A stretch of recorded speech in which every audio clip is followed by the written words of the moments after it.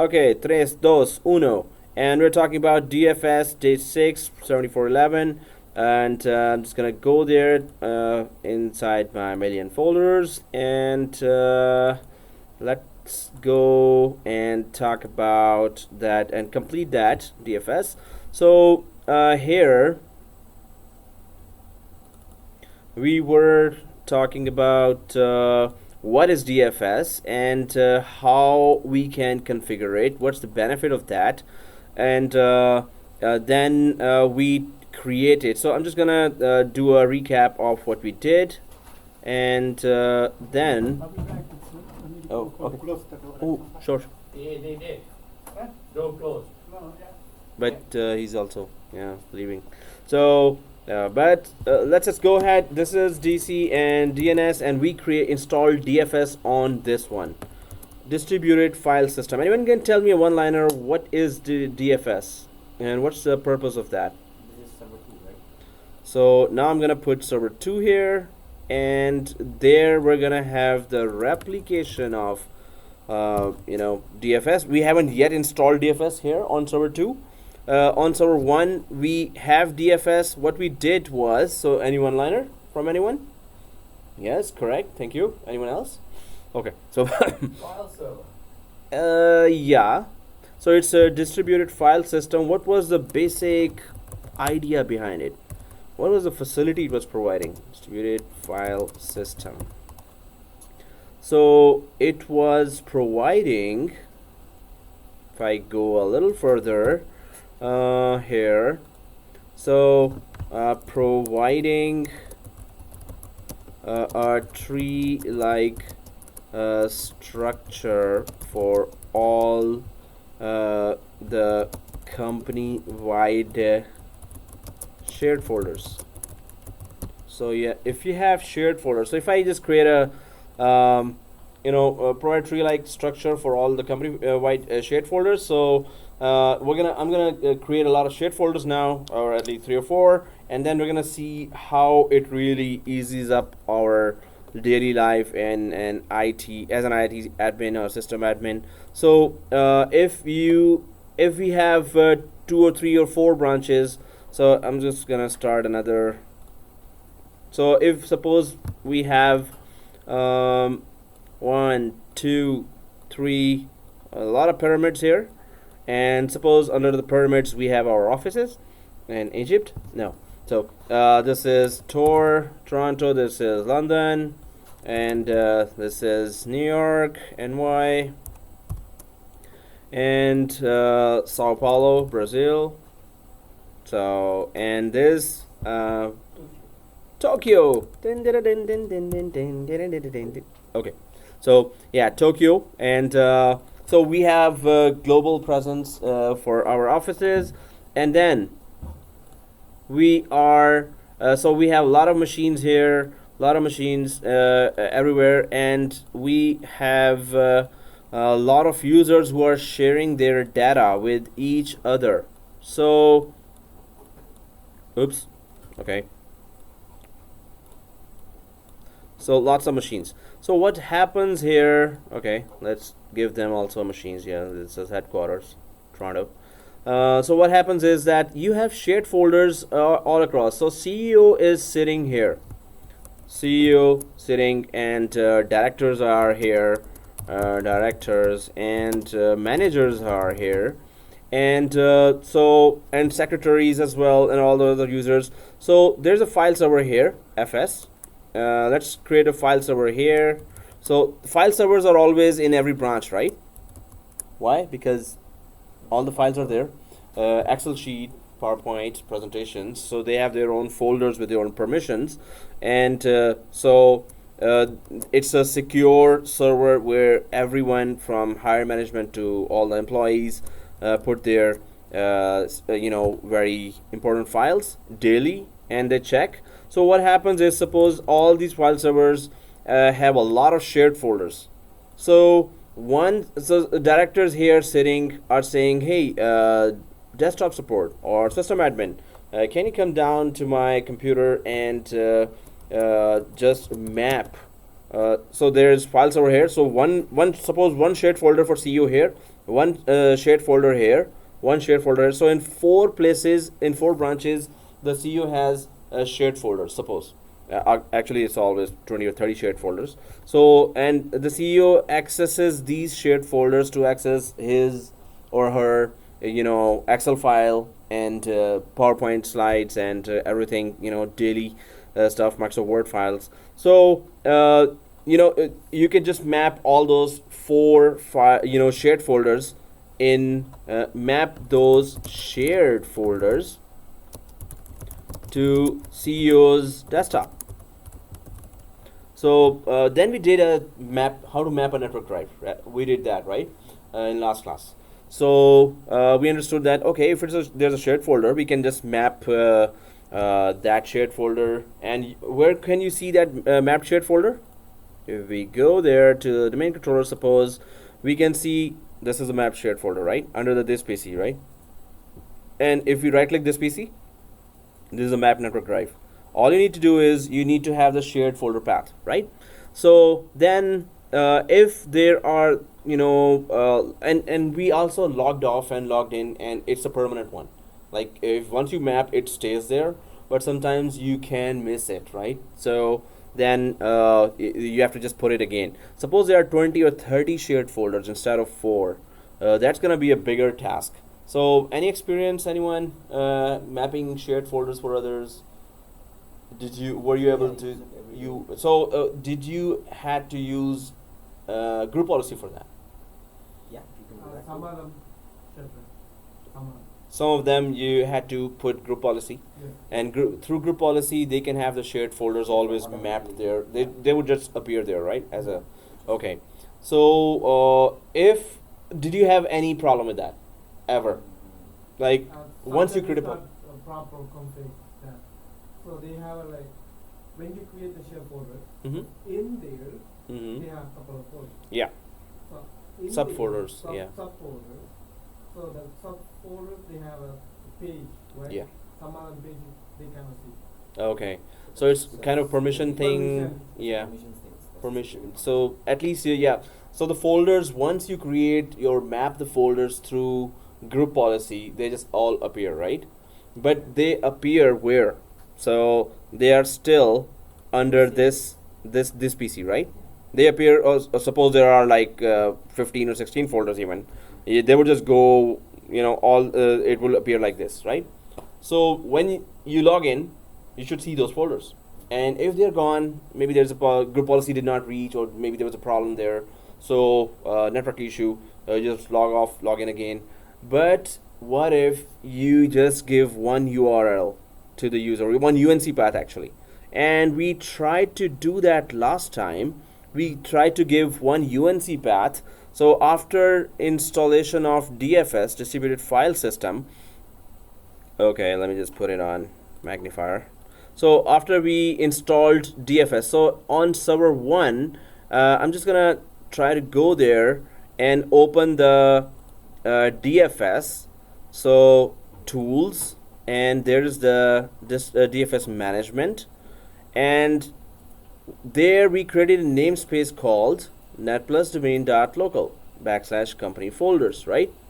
And that domain name, now this is the path you can see here, that / netplusdomain.local /company folders.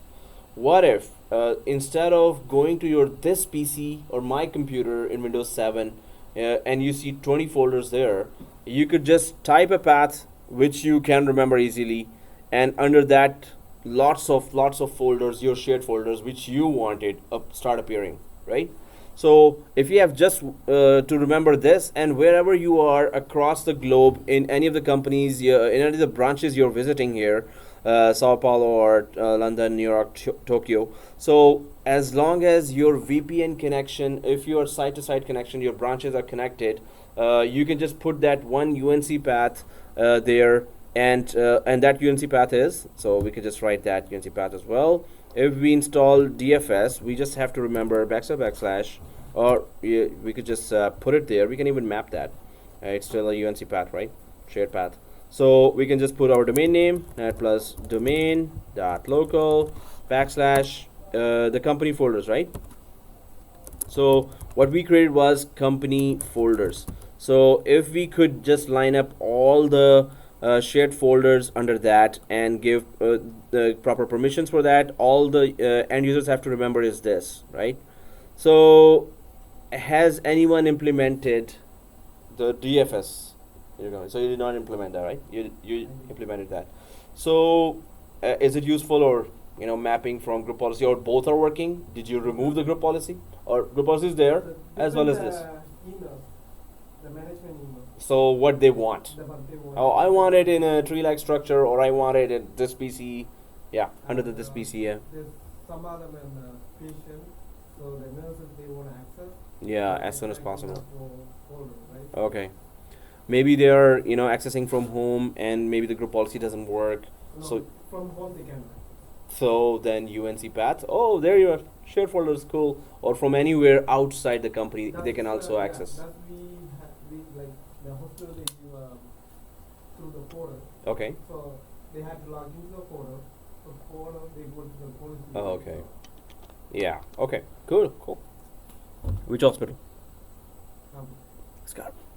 You're there. Okay. Okay. So that's good. Cool. Okay. So we have DFS. We have implemented DFS. Do you have one server DFS or two or? They have none. Huh? I cannot tell because of this. Yeah. In the background, there could be many, or there could be just one. Share drive they have a lot. Okay. Yeah. Oh, definitely. It's all the documents. One of user they have in finance they have one user they have 10 share drive. 10 shared drives. Okay, that must be quite busy user. So that's mucho good. So let's just go back to our slide here. So I'm just gonna try to create this structure a little more. So what we have under this DFS now, we have a company folder, and we created a distribution folder, right? So under the distribution folder, so where is that distribution folder? I can just go inside my C drive, and we created a dist share, and here there are some files, folders here, right? So if I want to access this is shared folder which we added there. So if I want to access this from second machine, third machine maybe, so I have a second machine here, right? DFS is already in place right now, and last time what we tried was right click, run, and we started typing something. Anyone remembers that? Backslash net plus. So with DFS we already start with the domain, right? We always net plus domain. You're going to a party today? No, I'm tired. No, party. You're like Oh no. like, man, you're ready. Okay. Okay, now I look good. Okay. So yeah, we have net plus domain dot local. We can just put the full FQD in here. If we just go backslash, it gives us, yeah. I have a question. Yep. For the net plus domain, on the computer, you have to join the domain. That computer has to be joined to the domain, but that's not necessary. You could just have it with server name as well. So if you can reach the server name, server02 backslash whatever the shared folders, and the whole list of shared folders will open. But if it is domain based, yes. If you have then DNS working from VPN, then it will be accessible. Otherwise, from VPN, when you connect to your machine or connect to any other server, and then try that there. But DNS should be working if you can ping by name, and through VPN it is possible. So it's the internal. If it's outside, we have to go through the net. Yeah, if it is only internal. If you're Active Directory user and your machine has joined the domain, or you can still access your domain from VPN as well. So it's internally available, this set of shared folders. So net plus domain dot local, then company folders. So if we click company folders here, press OK. So there's that distribution folder that we added, and this is one of those. So if any CEO or directors, they are given just this UNC, all the underlying shared folders will be added there or available there. So let's just create three more shared folders first. I'm gonna create three shared folders here and in this PC, and then we're going to just add them under that that path in that or DFS namespace, so we could see how it looks like now. So before adding those folders, if I go back to my our DFS, it looks like this. Does it look like this for everyone? So did you open the DFS management? In server 1, right? In server 1, Yep. when you go to tools, Yep. you can see, yeah, okay. So you can see on server 1, go to tools, and you can see DFS management, right? Yeah. So everyone can see that. Once you see that, so click open and click it open, and then you should be seeing this dashboard, right? So this console. And here the DFS namespace created. How we created was next finish when we went through the wizard. Are you there already? Okay. So how should I create distribution folder? the top one, yeah. How Di- should we create dis- distribution? Distribution folder. Yeah. Oh, okay. I'm gonna be creating again now, but now we can follow. But we're gonna create three so we could really understand how it looks like with more folders. One folder was not good example. Okay, so click browse and just put your server name, server 1 here, Raj. And yeah, okay, next. And it says what? Oh, any share name. So we put it company folders. And edit settings. So third one, administrators get all the permission and the users read only, right? Press OK. Next. And yes, the domain one, and uncheck that 2008. We don't have backward compatibility, and that's it. So now from here, yeah, that's where we we added one shared folder, but we're gonna create now three shared folders, so you can start from there. So okay, everyone. So the basic DFS is installed. We're gonna go to server 2. Everyone has server 2 intact.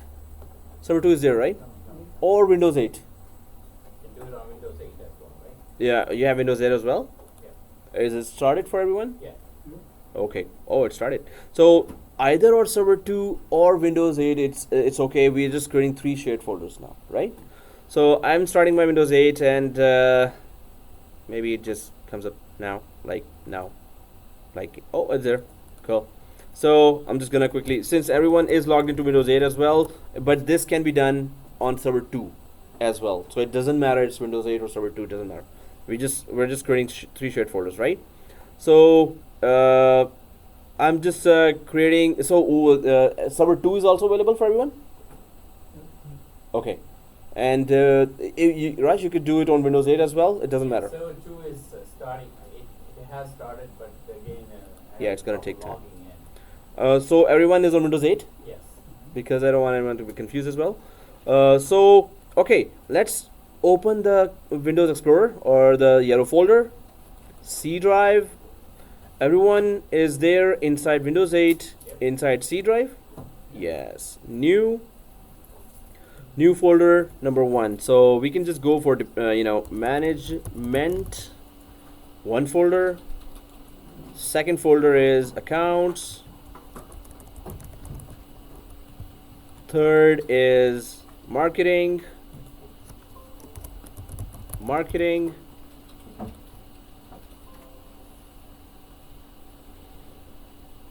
Okay, three folders here: management, accounts, marketing.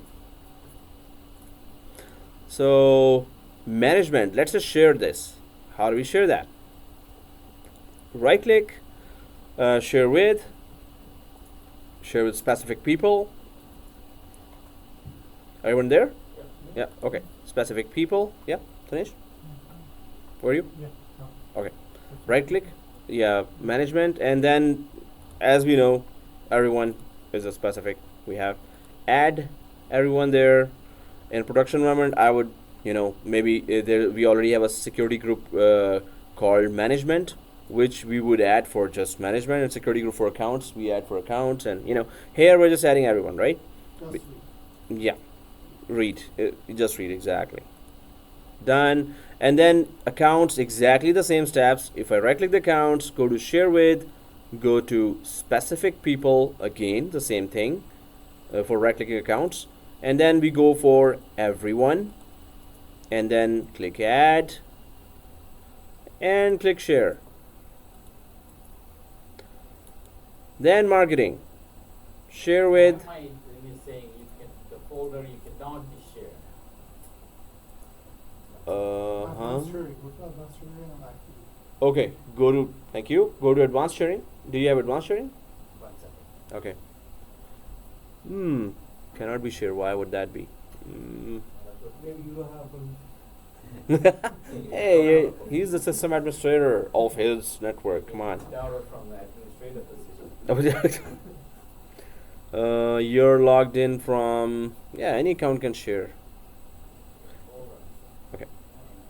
So you could, so the Raj, you could just go here, properties as well, Yeah. and then Mine is still under work group, that's why. oh That's okay. I'll catch up. yeah, so it's Windows 8. Yeah. Okay, so yeah, just join the domain and that's it. Yeah. And server 2 is starting. Yeah. Okay, so share. Hey, but you troubleshooting is good. You found out ASAP. That's cool. Okay, so share, and now we have 3 folders that are shared: management, accounts, marketing. Let's just, that's still part of the same company. I have a Yeah. question here. Mm-hmm. How we can find out by looking at these Shared folders. these yes, Oh. these shared folders? They are shared because it used to be shown. Yeah, used to be a hand below, and in 2012. So if we click here, there's that right click and properties, but no, there's no visible sign now. It's just that when you go right click here, there should be a visible sign. Yeah. So you right click and you would know that right away. But definitely not like before, that if it is shared, if you F5 that, nothing happens. So You could see from the active directory. Active Directory, yes. But if you're looking at this like this now, The permission, right? When they give a for user, yeah. so through the username, you Mm. look at what kind of share price you have access. Yeah. Right? So, but from here, suppose you're looking at it now. So there used to be a visible sign in Windows XP, I think, and 7, right? So the hand would just come under the folder, but now it's not.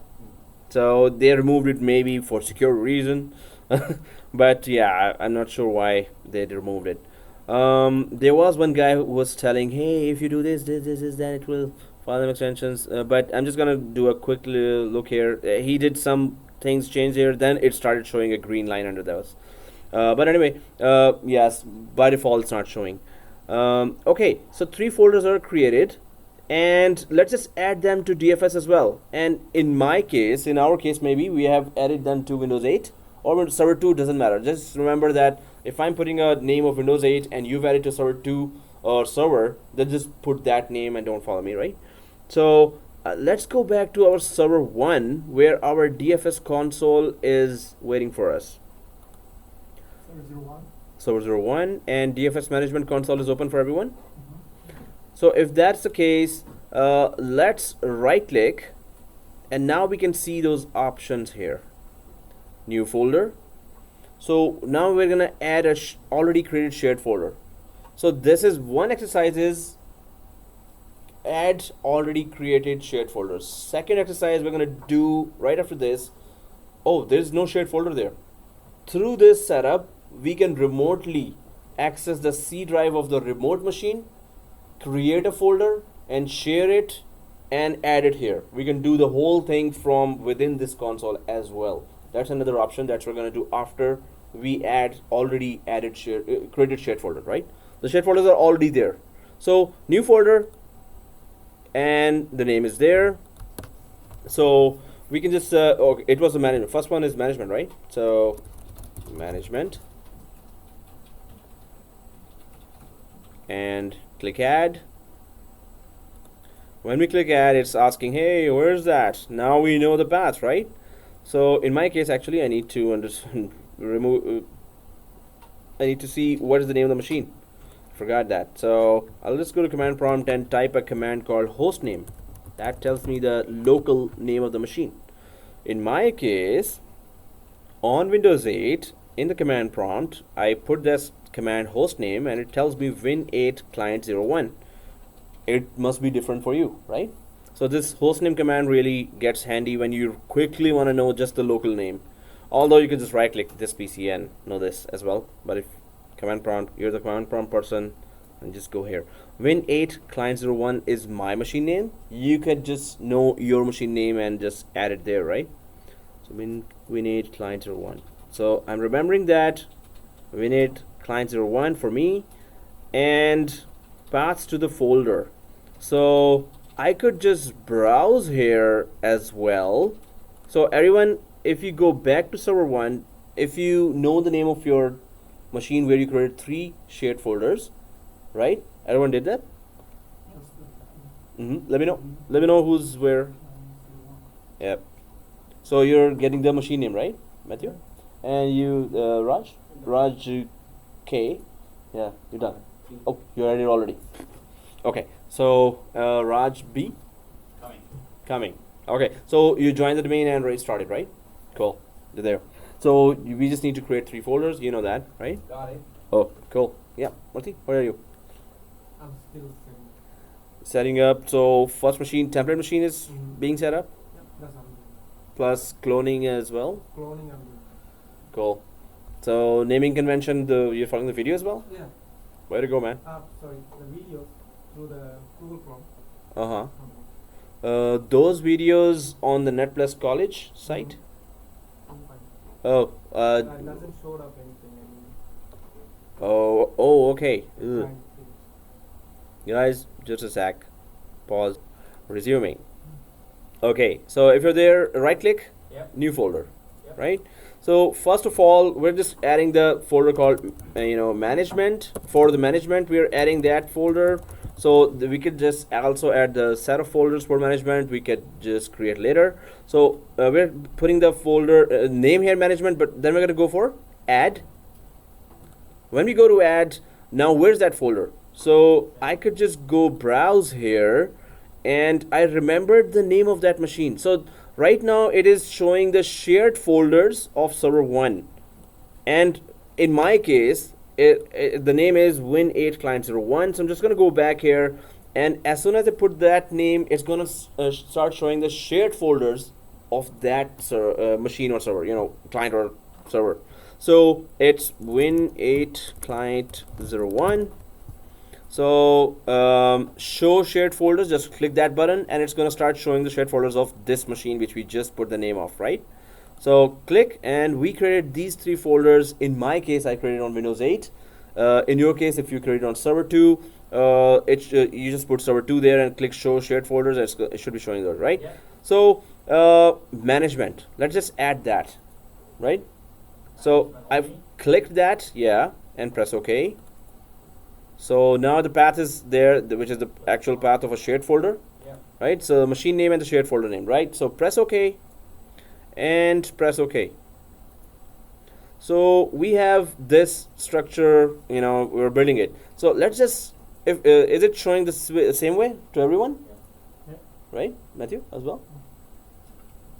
Okay. So right click. Let's, Can I choose? yeah. Yes. Okay, you got it, right? I can just choose my management. Just only management for now. Now accounts and marketing. Yeah. So right click again. I'm just doing the same drill now. New folder, and this time it's accounts, what we created there, and add. Now it needs to know where's the shared folder. Maybe it's in Tokyo. Maybe the machine is in Tokyo. But since we are all branches are always connected, you can ping that machine. This means you can just grab that shared folder, the machine name, backslash the machine name, backslash shared folder name. Maybe it's in Brazil, maybe it's in any other branch, London. So I'm gonna click browse here, and this time again I'm gonna type the same name, win8. I know that folder is also there, client. Suppose it's a different name, so we're just pretending that client win8 client01. So again, I'm putting show shared folders of in8, and now I see accounts as well. So well, it was already there. So accounts folder. Let's just press OK here. So and press OK. So under the accounts we have a folder which is for accounts department shared folder. Press OK. It keeps on building up. Okay, let's go for the last one. Right, everyone? Is it for everyone following? Okay. Only management and marketing. Yeah. So last one is marketing. So new folder, and this time I'm going to write marketing. Click add. Browse. So what would be the name again? In my case, it's Win8 client 01. So same name where I create the third folder. So I'm just selecting marketing, right? Everyone did that? Yes. Hey Dinesh, you're so fast. What's right with you, man? Okay, good. So press OK. Now we have a little structure building up. So in one of the where I was a contractor, I was a contractor in a bank. They had like this, they were building it for weeks because they had hundreds and hundreds of folders because globally they were all around the planet. So when they decided to have DFS, those poor guys were like just structure after structure, folder after folder, and they came up with a perfect. I mean, so everyone had to just remember one Don't they have link a here. PowerShell to do that?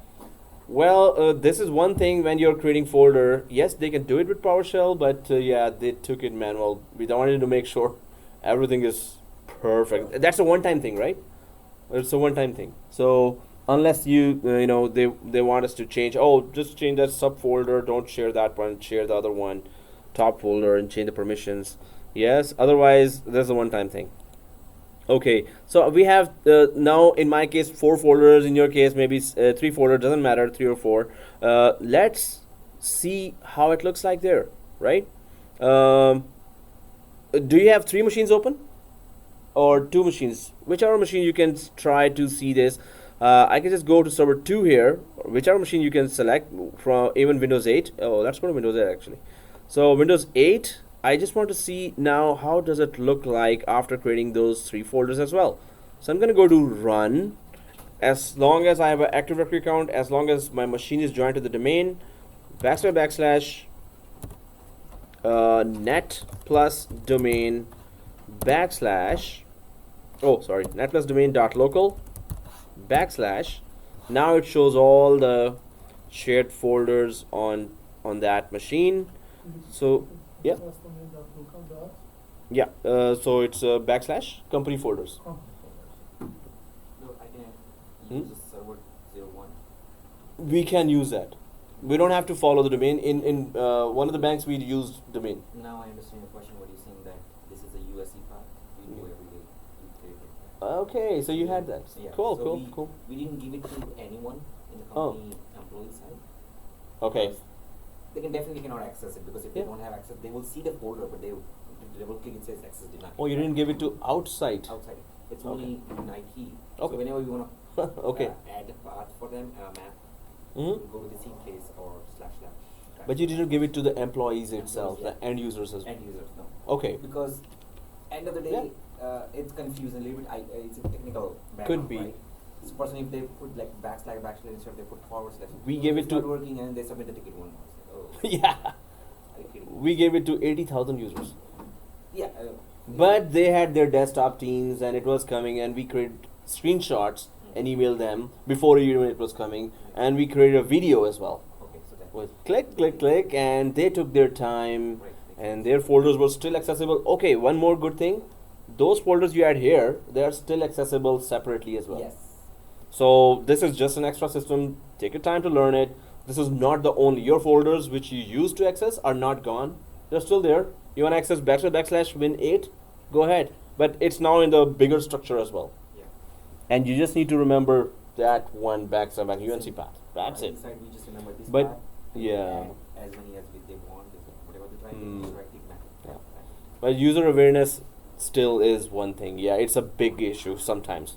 If users are like, what is it? What is, oh, ticket. And then ticket, yeah. Screenshot, boom, ticket. Boom. So, Yeah. Sorry, yeah. Thank you. Company folder is default folder.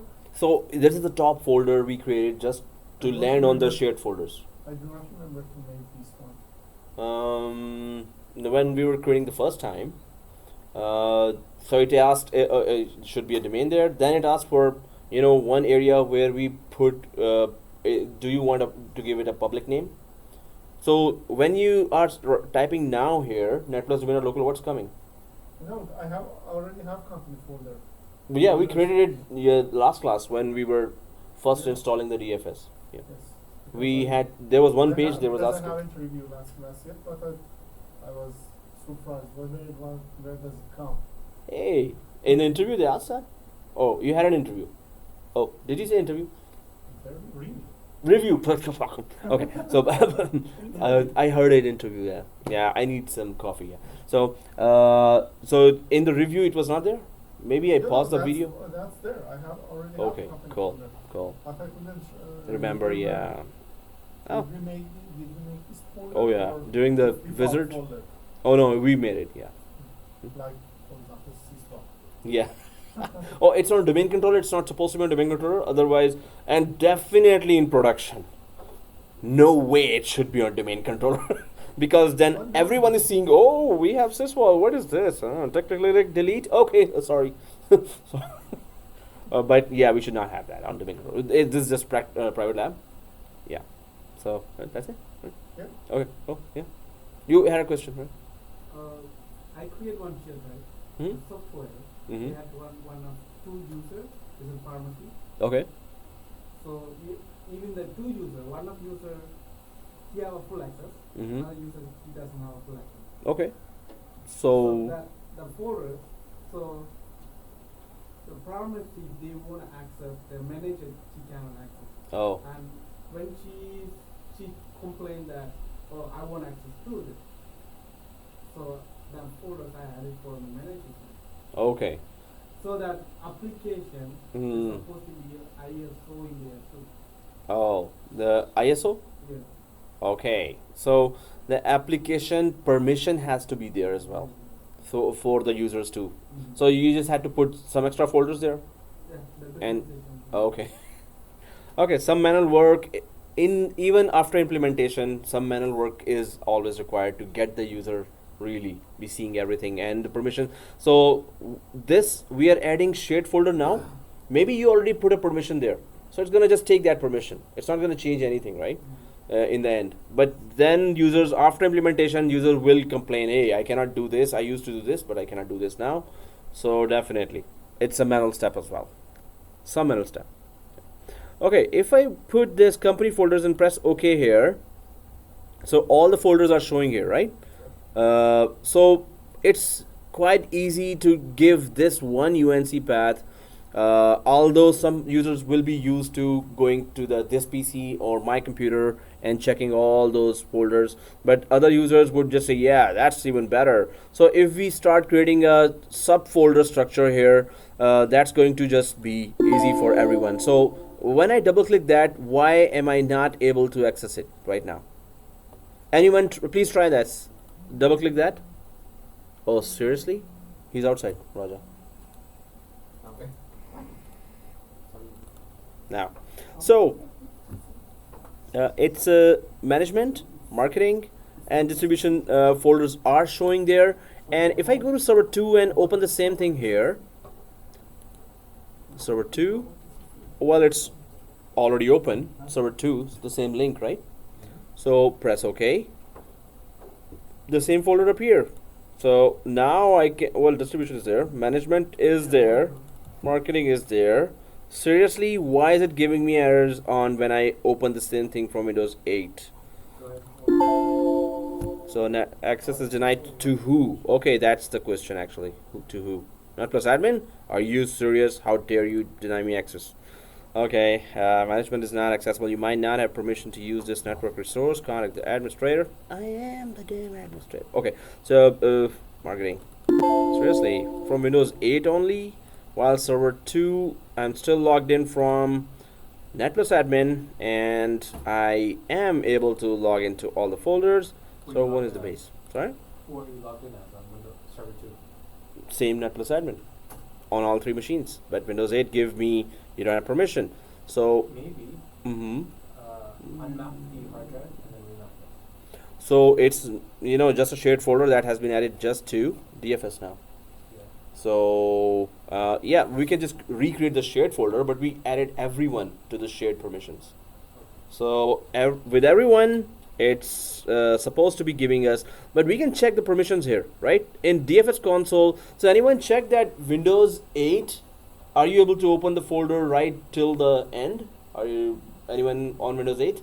If you're on server 2, I tried with server 2, so it's working. on server it's okay. On my Windows 8, it's denying me the same permission. I'm still the net plus admin there. So what's the path for Windows 8? Yeah, it's Net plus domain dot local. yeah, same path. In any machine, it's No, backslash it didn't give backslash. me access. It is denied. It's also denied for you, right? Yeah. So in the Windows 8 as well, same path. Backslash backslash netplus domain dot local backslash company folders. You don't have Windows 8, right, Raj? I have it. I'm going to load Okay, it right now. cool, cool. And how's this? Yummy, right? Which one? It's yummy, right? Oh, I'm just kidding. normal, Okay, so watermelon. watermelon, go. It was actually a day before. Oh, okay. Still not the best. Thank you for detailing. Yeah, Detail it thing. was, I even ate it last night. So Cool. it's still there. And Dinesh, Yeah. you have Windows 8? Yeah. Yep, Murthy, you're there? You're installing, 2 clones are done? Clones? Yes. Kind I of. don't have a full version of the VMware. Full version. Oh, you mean full. For Like full, right? 8 thing. Okay. Access is denied. See this? On the board? Yeah, it's same thing, right? Okay. So we can try to actually on Windows 8 it's not doing that, and on Windows Server 2 it's actually, you know, letting us go. So this needs to be troubleshooted further, which means that Windows 8 based, I mean, this is crazy. So let's just okay, I'm doing one of the troubleshooting and you're also trying. This is good. So let's just I'm gonna go to the local folders here. So everyone. I'm going on Windows 8 to the local folder, this PC, C drive, and account, suppose, properties. If I go to locally, I right click the accounts on Windows 8. I think everyone, oh, you're not getting that error, right? On Windows 8, you mapped the drive as well, right? But did you change the permissions? Yeah. You changed the permissions? Mm-hmm. We just put everyone as, Yeah. that's the only thing you did? That's all. Okay. So if I go to this sharing and go for share here, so everyone has read permission, right? So at least we are supposed to check that they it's not letting us even see that. While net plus admin is the owner. Seriously, that's crazy. Okay. This is the local permission we did. Let me just check security permission as well. You know what's the difference between security and local? Yes. What's the difference between security permission and sharing permission? Sharing is sharing with the other user. Security is that we have to block the person. No, so it's just local. You're just like sitting on the machine, in front of the machine, and you use that thing and you put a security permission here and everyone is gone. Remove everyone and just for this folder you just add your username. Then you log off. Second shift guy comes to the same computer here, same computer, local access, and then the second guy wants to access your folder. If the security permission, which is a local permission, is added there, that second account is not added there, the second person cannot double click or access your files. Security permission is all about 5 people, suppose, or 2 people are using the same laptop or same desktop machine. One logs off and the second logs into the same machine. Second should not be able to see or double click the folders, or the first one, if you put the security permission properly. You put everyone. Then second person is part of the everyone. In the part of the mail we'll be able to see. Yeah, yeah. So security permission is normally a local permission, right? So Edit it to hmm? edit it to what? edit. So You said what should we do here? Yeah, so if I'm the first shift, you're the second shift, or let me take the second shift. You're the first shift, right? So okay, so in first shift you save anything here. So what you do, so accounts folder is yours, and I am not supposed to touch account folder. You're the related to accounts. I'm related to something else, right? So you remove everyone, you remove all users. You just add your username here. So if I click edit here, we can just remove everyone. And we can add our account. What is our account? NetPlus admin, which is already added, right? This account. So whatever is your account, maybe your account is user02. So you add your account there, which is actually when you create a folder, it's already added, it's the owner, and you should have allow all permission, but make sure everyone is removed. So the other guy, when logs in to the same machine, that person double clicks your folder, that folder should not be opening, right? So that should be, that's why what the security permissions are for. Cancel and share, advanced sharing. So I'm just trying to check here what went wrong that it's not letting on Windows 8 that NetPlus admin access those same folders. Full control, everyone has full control. What else you want? Okay, there's one other thing I'm gonna do now. Add NetPlus admin specifically. NetPlus admin, and check name, press OK, and give it allow full control.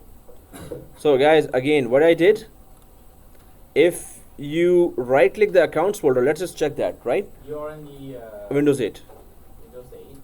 And if I right click the accounts folder, where did I go? Properties, right? And then go for sharing, advanced sharing, okay, permissions. Yeah, you're there. Okay, NetPlus admin, just specifically add yourself, right? Because we're getting nothing here. So press OK. If you have added, make sure you give yourself full control. If you did that, press OK, OK, and close. Now refresh it a couple of million times, and then from server 2 I already have access, server 1 I already have access. Seriously, on server Windows 8 locally I gave myself access. This is the most I can do. And then log off, login, because it's a stubborn one. So how do we log off? Hey, does log off command work in command prompt as well? If I go to command prompt, log off, will it work? Cool. So in PowerShell it's just added there, right? Maybe something else in the background. So when we log off and log in again with the same NetPlus admin, that's the ultimate permission we can give. We cannot give more than that for that particular user who's trying to access through DFS the same folders, right? Okay, if we go again after that, just quickly checking it, NetPlus admin local is there, backslash company folders are there, press OK, same drill. Accounts is only that I opened. Seriously, it's saying accounts is not accessible. You might not have permission to use this network resource. Same here. Only on Windows 8, right? Yeah. How come it worked? Seriously? Windows 8, the same folder, it works for you. And you're logged in from NetPlus admin. Yep. You're also logged in from NetPlus admin. Is there something changed between us? Yeah, I only have one network card. I'm gonna have a second. Yeah, if you. That's a very good point. But I did disable. Is the internet card enabled for you, Matthew? Actually, I do not have access to setting. Oh, it's NetPlus admin? Yeah. Even my internet card is disabled. I can enable the access to the folder. You can. I can. Yeah, I also don't have an internet card, so that should not be the thing. Okay, disabled is okay. So yeah, we can troubleshoot that. So okay, it's on me. It's on the house. I mean, like I'll have to troubleshoot that. So some people are okay and some people are not okay. So okay, guys, we can just try the other lab as well. But this is something that in a production environment, I would just go TechNet and Google and check the forums and check it out. But for now, let's just go ahead a little. If we are on server 2, we're okay. Our 10,000 client side, they're not being able to access now. But now it's no longer 10,000 because 3 of us are able to access that. So this means 5,000 are not okay. 5,000 are okay. Oh, okay. So yeah, I have to troubleshoot that, guys. Maybe in the break, we're gonna come back to this. It should not be just Windows 8 denying us for I don't know what reason. So I'm just gonna leave it to restart, which you already did, but I'm just gonna try it again here after restart. So let's go for the second concept here, which is redundancy. So one folder you create here, and it should have exact. Okay, let me just create it the diagram for that, so it should be much clearer. Okay, did we resume that? Yeah. Okay, so this is diagram here, and it's pretty easy to understand what we're about to do now. We're gonna install on server 2. Okay, it might be tricky because some of us have the RODC on that too. So I think it for you it's looking like this: RODC plus DFS. So if we have two DFS folders, 2 DFS installed, and we have replication enabled here. So what happens is now we're going to create through replication wizard. We're going to create another folder called security, and it's going to be security 1. We're going to create locally a folder called security 1 here, and we're going to create a second folder called security 2. We cannot have the same name here, right? Sorry. Yep. Can you go to Windows 8, please? Yeah, sure. It's restarting. Yep. So you want me to try? I don't know. I want to double-check something real quick. Yeah, sure. So is it on top? Windows 8 on top. Could you please open settings? On top. Oh yeah, sure. Settings. Do you have? I do not have settings here. It's not active for me. Ha! You don't have settings there? Yeah, many of them. It's not. They're all off. Grayed out. Oh, Yeah. Ew. Ooh. Is it grayed out for server 2 as well? No, just for Windows 8. Okay, it's cursed. That's the best technical reason we have. Like cursed, like in that pyramid curse thing, mummy thing. Okay. Anyway, so the Gotta get it wished up. maybe you should shut it down and create a new clone. No, I think if you just shut down the machine, right click, try and go to settings then restart it. It should work. Whole machine? No, just the Windows 8. Yeah, can you? Yeah, shut it down and try right clicking. Shutdown is not active. I was like, Oh, Just shut it down normally. from within the machine. Yeah. Oh, it's officially cursed. Like some, put a curse on that. So it's a very good technical reason for some unexplainable events. Try, Paranormal. Huh? GeForce update. GeForce update. Okay. Now you can when it's shut down, right? Okay. So yeah, let's shut it on. Try it on server 2 only for now, because we're trying to understand the concepts more. The technical problem on the machine level could be just that machine level, right? Just that machine, because half of our are still good. So but the major concept is still the main thing to understand here. In live, we can have very much problems here, but main concept works for majority. We're good. The steps are okay.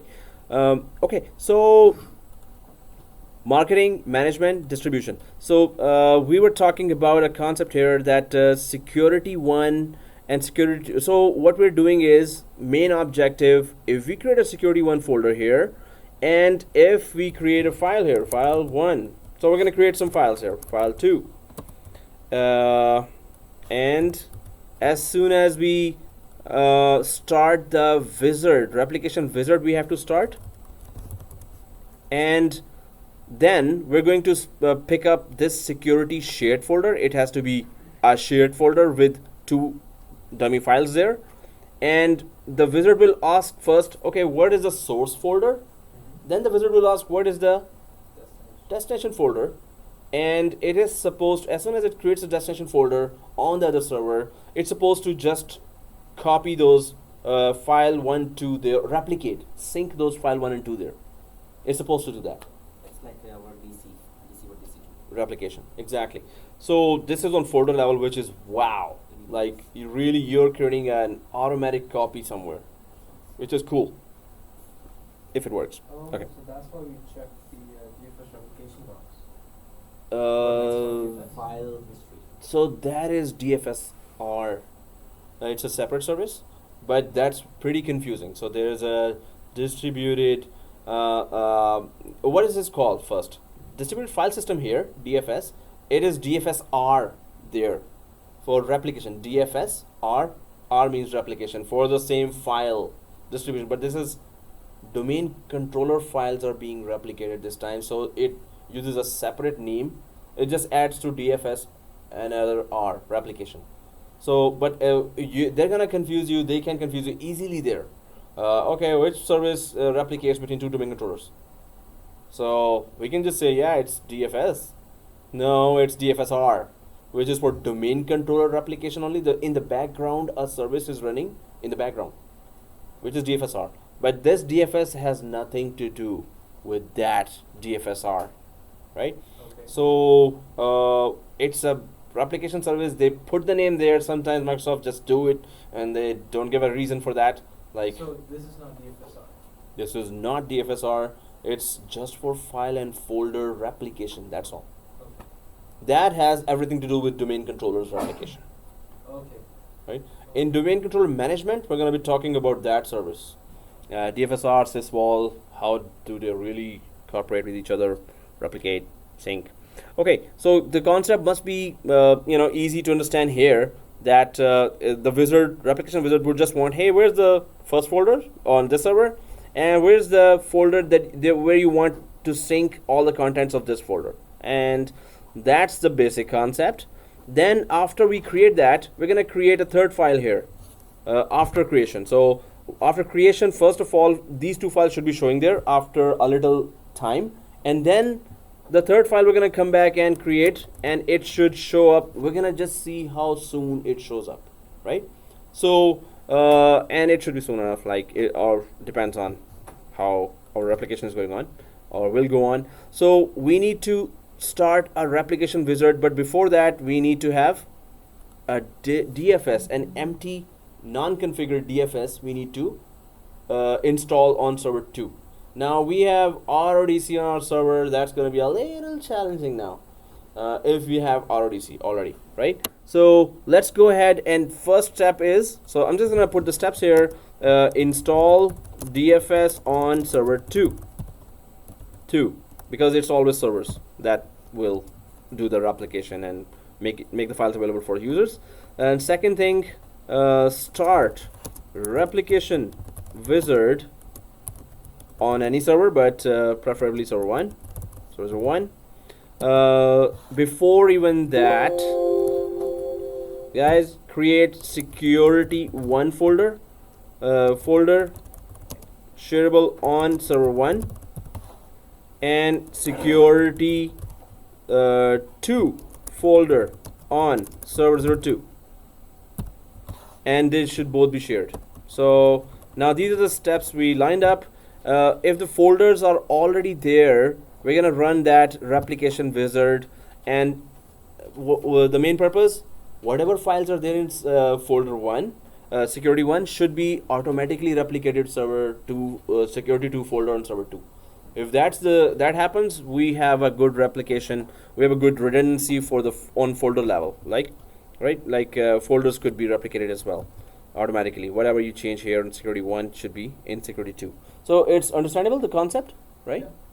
Right. Okay, let's do this. So security 1 and shared folder, security 2, security 1 on server 1, security 2 on server 2, and they should be both shared with everyone. So I'm just gonna go on server now. Oops, not on the Chrome. Server 1. So on server 1, I'm going in the C drive, and in the C drive, yes, new. So let me just put it to magnifier.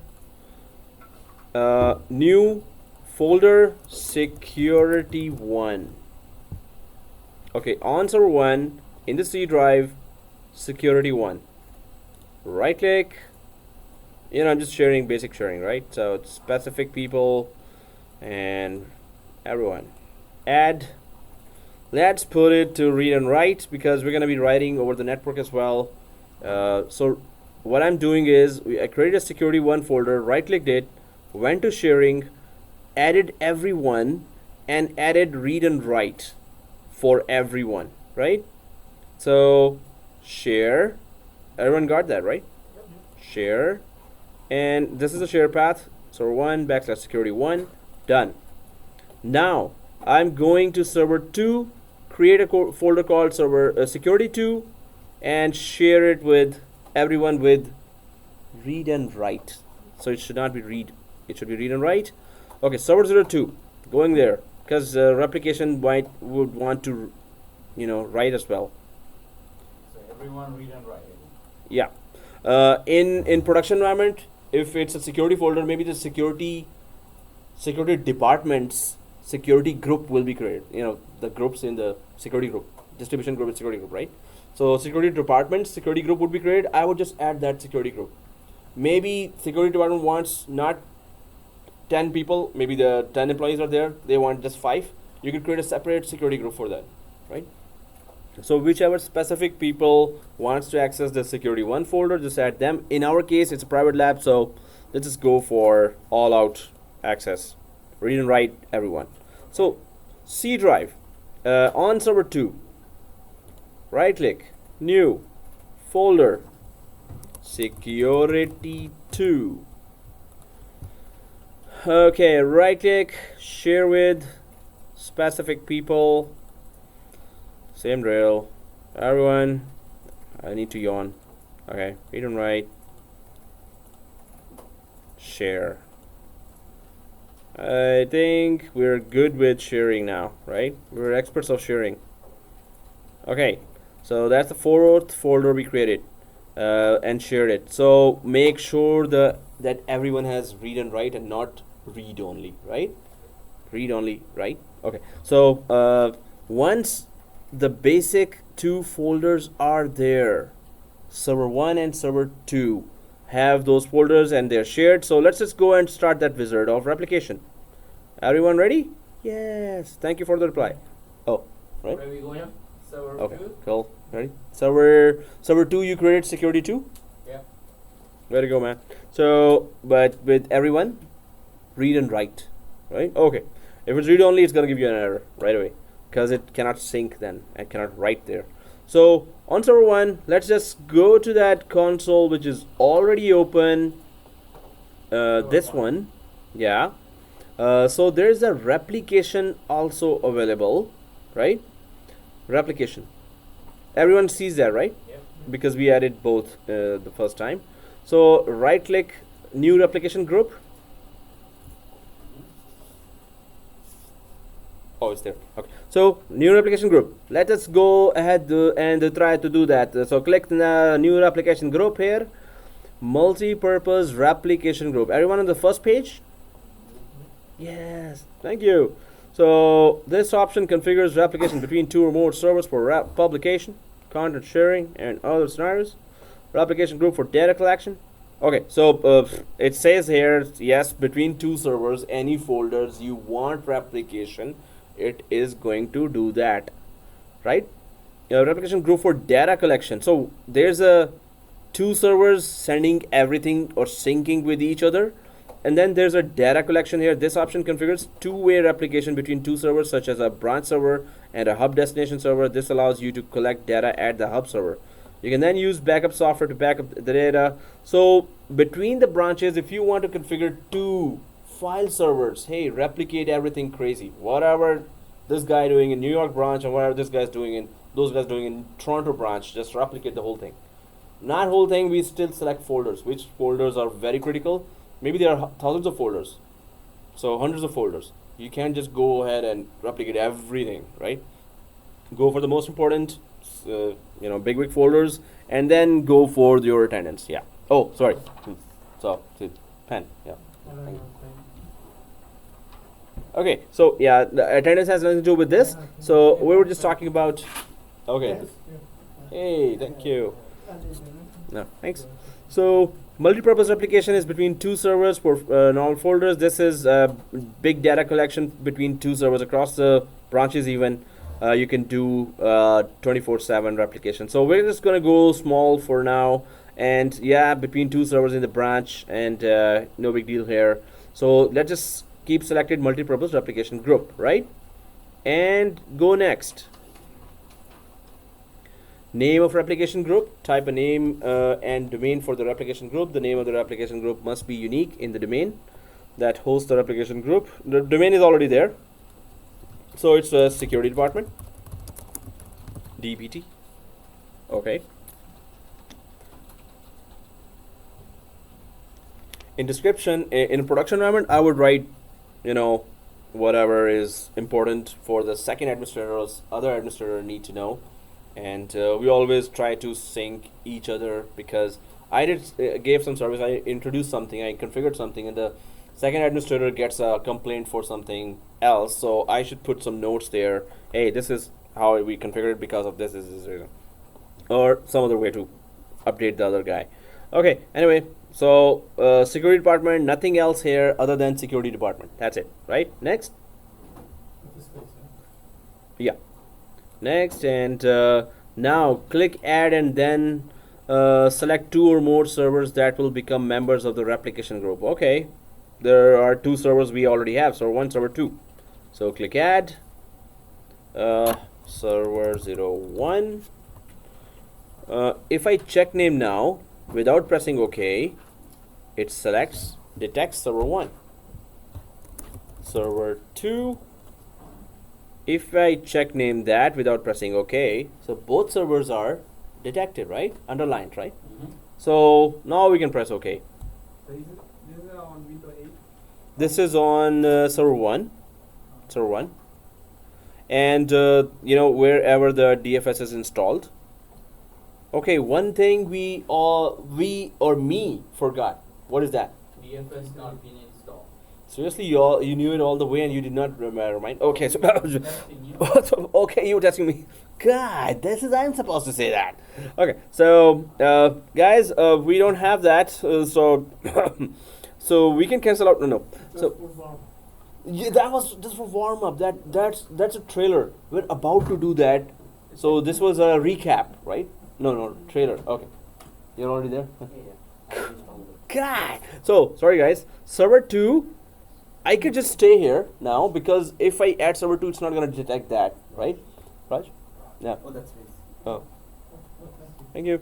So on server 2, I'm going, and server 2, I am going for server manager, go to dashboard, add roles and features.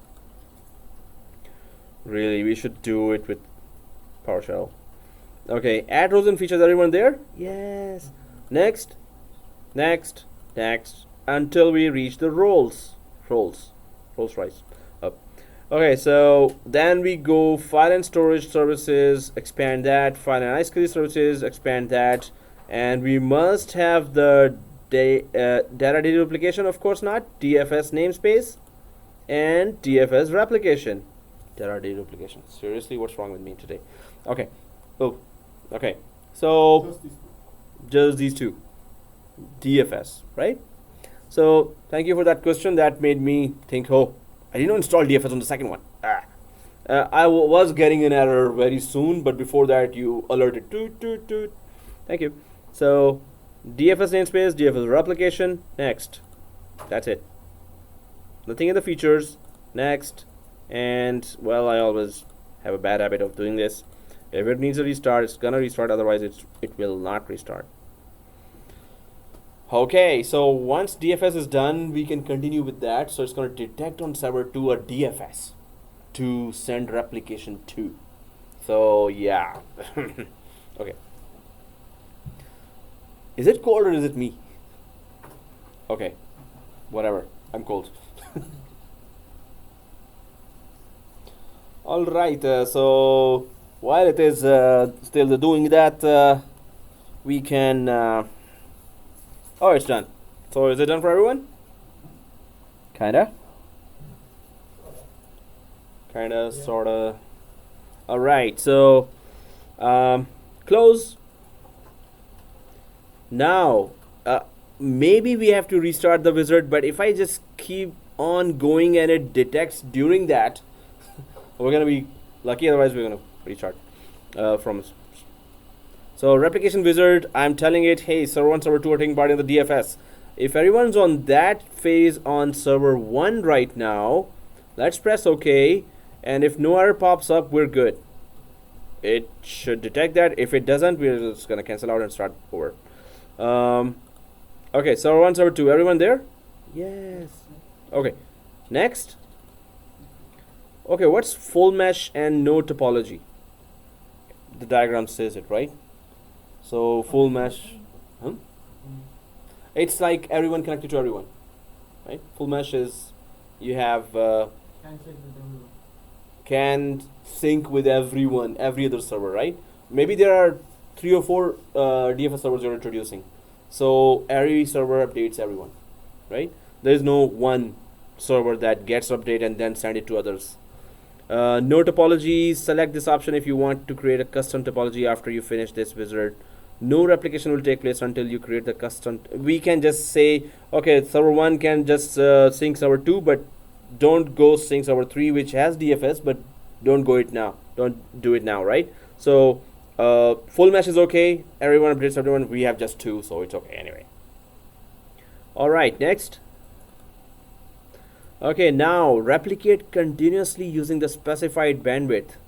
That's where you really need to use this option to enable replication 24 hours a day. Maybe you have just 1 CO folder and 2 director folders and 3 manager folders. It's not a big deal, and you see that okay, it's just 5 or 6 Excel files and some PowerPoint slides. Nothing much. Yes, and they are very important people. They write out checks. So let's just give them 24/7 or even more, 365 or whatever. So they would find that service very useful. If you have lots of folders, you need to rethink it. And if we just drop down here, now you can just go down to the MBPSS we have, and we can just go, oh, this is our network is crappy, and so we can just choose any one of those. But anyway, let's just keep it full, and 24 hours a day is already selected. It doesn't give us a choice. It's 24/7. So what does that mean? That folder is 24/7. So your CEO is accessing that folder day and night, any time of the day and any time of the night. Okay, that's understandable, right? So 24 hours a day it's doing that, which is okay. Replicate during the specified times, but we can just go for edit schedule if you want. But let's just give it 24 hours a day for, this is just security 1, security 2. Maybe suppose it was CEO's folder. We would start a wizard for 24 hours. But then if it's not or less important employees, we can then go start the wizard for their folders. But when we come here, we select this option, right? Hey, we're not gonna let you just synchronize every time. So let's just for those you guys are less important, have nothing to do with me, I don't care about you. So let's not be brutal about that, right? Anyway, we have a schedule here, right? So replicate continuously, and next. Okay, who's the primary member? Windows 8, right? 1. Server 1. Yeah, just kidding. So okay, they show it already, right? When you drop down, both servers are showing for everyone? Yep. Okay. Okay, server 1. Primary member, server 1. Let's go ahead. Next. Oh, please detect the second one as well. Okay, primary member is where you're going to let your users make those modifications, create those files, and the user will be primarily accessing that server's shared folder, right? Yeah. So if I go back here, you're here. Yeah, server 01. And so this means the users will always make changes here, right? Users primary or the only access to the shared folder is that server 1. And now it's asked, hey, where do you want to replicate this? To select a folder on the primary member that you want to replicate to other members of the replication group, click add. So let's click add now. So primary server, yes, the user can make modifications. and then local path of the folder to replicate. Since this is what? So primary server, user will be accessing the primary server. Okay, which folder on the primary server the user will be accessing? Security 1. Browse, and it is going for security 1. So let us click there. If we did not had that, there's that make new folder option here as well. Okay, anyway, press OK. Use name based on path. Yes, security 1 or custom name documents. We can just put our name, but this is okay. You know this permission thing? Let's just check it out. Existing permissions, which is okay. Existing permission, we remember what we gave, right? Everyone, read and write. Yeah. So it's all out. It's permission for everyone. So press OK, and let us go ahead now. Everyone looks like this? Yes. Right? Okay, cool. Hey, Teenage is the fastest one. What's right with you, man? Okay, that's cool. Next. Now, secondary one, it is already selecting that. So primary is this. So specify the local path of the replicated folder, or whether the folder is read-only. Select the appropriate member and then click edit. So, you know, primary server 2, definitely it needs a path, right? What do we do? Edit and go to security 2. Exactly. Edit and server 2. So membership status disabled, so enable that, and yes. Now we're sitting on server 1. We're seeing the C drive, local C drive of server 2, are we? Yep, we are. So security 2 is there. So it opens directly the second C drive, local C drive. That's why I was saying, here I was saying that you can just create remotely a shared folder for any machine, right? Wherever, whoever's shared folder you want to add, or you want to create there right now. Anyway, we have a security 2 here. Press OK. Make the selected replicated folder on this member read only. Nah, keep it read and write, so we don't need any errors for the first thing. So press OK. Now we have a partner whose security 2 folder is there. Guys, one more thing. What is it going to replicate? Security 1 is empty, right? Okay, my mistake. I really should come with a coffee in a 7411 class. Mental note, which I'm gonna forget in 2 minutes.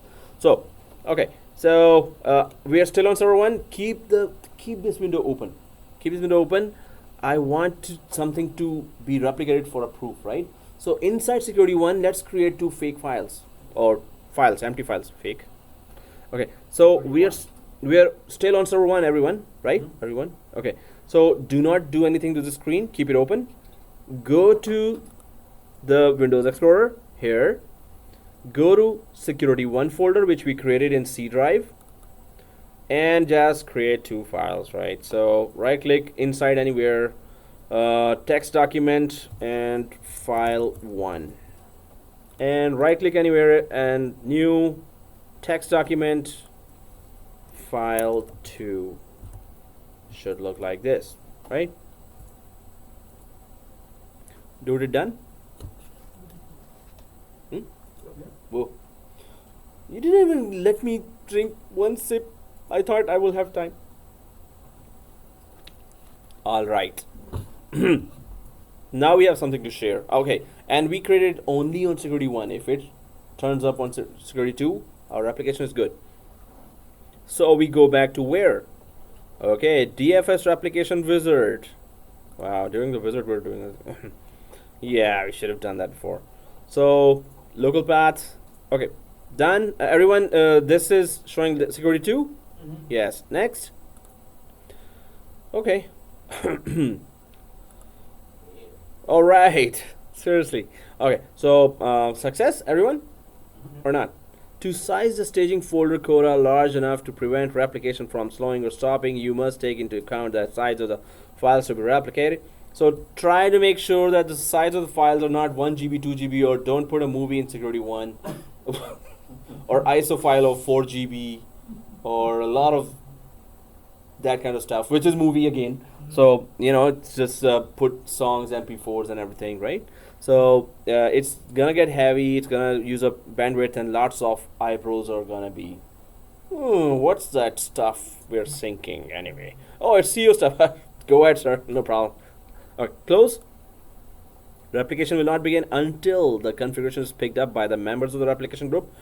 The amount of time this takes depends on Active Directory, domain services, replication latency, as well as the polling interval. Right? Press OK. Let us now check. So inside the console of DFS, now we have security department here. When we click under the replication, we see two folders here, right?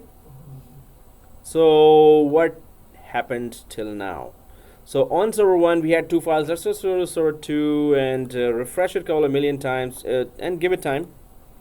Okay, refresh, security 2, refresh. Oh, make sure firewalls are off. So I'm just gonna go to server 2, server manager, local server. It says off. Don't believe that. Don't trust this. Off. Click, and sometimes the domain one is on again. So don't go for this off thing. It's a trick. On server 1, I'm just gonna make sure that server manager,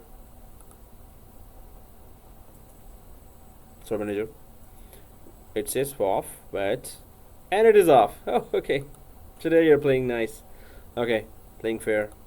So well, so refresh again. Oh, it's there. Cool. Did you see in security 2, file 1 and file 2? Mine replicated. You are in the server. I never created any file there with this, right? It replicated. Okay, if it replicated, now I'm gonna create a new file inside security 1. Did anyone just keep refreshing? That's it. Just give it time. That's it. You got it? Yep. Cool. Matthew, you got it? Roger? Raj? Oh. I had to reinstall Service Resume. So Okay. during the DFS. 2008? Sorry, 2012. Okay. Back in the class. Cool. What? Really? Why? Yeah. Because that RODC messed up my installation. Okay. So if I go to the server 2 and if I see DFS, Yep. I can see security department is also created by itself. Cool. And it should be, because other consoles is replicated. So if I want to do other side, right now we just did it from 01 to 02. Yep. Right? So from 02 to 01, Who's primary? 01 is primary. Yeah. So it will be going there, but whatever you make changes here should be going there as well. It's two-way. Right? So let's just create on server 1. I'm going and creating another file just to check. Hey, I just created now. Does it just replicate now? So right click, new text document, file 3. So what I'm doing is only making changes in the primary one, right? Primary member. And refresh F5 here, and then server 2. Oh, wow. Now that's a speed, man. So it will only show if the entire file has replicated over. Or what about if it's a very large file in the middle of transfer? So whenever the whole thing reaches, then only that it's gonna show. Okay. You are in server 2, right? Yeah. Server 2, I never created those files. It's not coming. Oh, It doesn't work. doesn't work? No. Woo! Okay, 10-minute break, and we troubleshoot as well. Nothing works. Let's check it out. So, you Resuming. So replication worked perfectly, and we checked and thoroughly tried to know what's going on, and if the firewall is there. And in one more case, we saw that even firewalls were off. We just triggered a communication by pinging and doing NSLOOK on both machines and pinging by name, and it just copied the whole thing. So recording that in the video as well, just for info. Okay, so now the DFS must be clear that we are just offering. You can just offer to show a structure of shared folders that are otherwise spread across your huge environment, organization for end users. So end users could easily access those set of shared folders that they can see in one line, one tree-like structure. And then you can also replicate that, which is even more important for the users, that they have their critical folders are being synced to another server. So that's the users will really appreciate. Okay, so let's go next here, and we can start with I want to start a bigger lab, but let's just go for FSRM, and it's a smaller lab, but it does offer some very good options. What happened? Roger? Worked? Troubleshooting. All right, hang in there, man. So it's gonna work. So FSRM is offering a set of services that are always useful for a file server. So there's a quota limit that we can put. There's file screening that we can put. There's other services. So we're gonna check and implement those services. Storage reports, enabling SMTP, encryption algorithms, encryption file. Okay, so let's just go for FSRM, and this is useful for maintaining file servers. And when you are given a job for maintaining file servers, there's a huge amount of files, and people are abusing those file servers, right? So they have every employee has a folder on the file server, the Z drive folder, right? So when you create that folder, the users think that this is it. Let's just bring our home files. Let's download all the movies here. Let's download all the songs there. Let's download everything we ever had in our life and put it in that file server. So they tend to abuse that file server. You as a system administrator have to put it to stop. You have to, there's awareness. Hey, users, don't do that. And there are policies. So what policies are you using? Are you using any policies there? Yeah. So Personal stuff they cannot use. so how do you know that they're not doing that? You check them thoroughly yourself? They have their own data. Yeah. That call a G drive. Yeah. Through the username. Yeah. So username they have a capacity. Exactly. So you put a capacity. Yeah. So when they reach the capacity, what happens? So we gotta make sure that what they have in it. Okay, so it's manual, or do they get a warning? You check it yourself. Oh, it's 80 GB. But the server side, Huh? they are handling on that. Okay, server side, they're handling that. Okay, so this FSRM really gives you what is quota limit? Very easy. We heard that always, quota limit. What does that do? So on your folder, if I say, hey, your shared folder on file server, I've just put a quota limit of 2 GB. What am I saying here?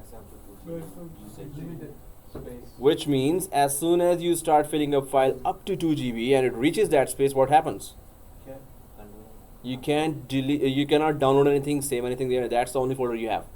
So delete some files, and then you can save something else, right?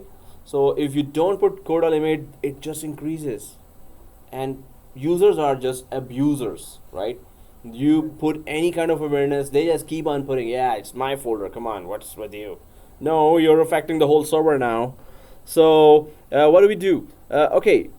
Anyone knows what's a roaming profile, and how do we get that Z drive for every user? Suppose you have 10,000 users. Every user must, when they log in, other than that, Z drive, let's create that now, right? When you create the ADDS user profile, you can do over there and give them a path.